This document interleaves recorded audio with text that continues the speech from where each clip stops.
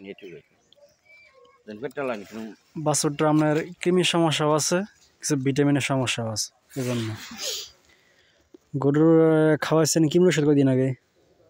আমি কিরমি খাইছি নাকি খাওয়ার নাই? না অন্য কোনো ভিটামিন সিটামিন? না এটা কি দুধ কম পাইছে নাকি? তার মানে দুধ তো কম পাইছে না, দুধ খাইছে। দুধ কেমন দিচ্ছে গরুর 2 কেজি? হ্যাঁ 1 কেজি 1.5 কেজি মতন না গরুটা ভালোই ছিল। হুম পানি বেশি খাওয়ান?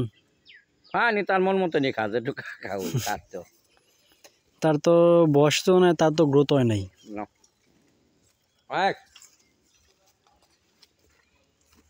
একটু গরু যত্ন করতে হইব। আপনার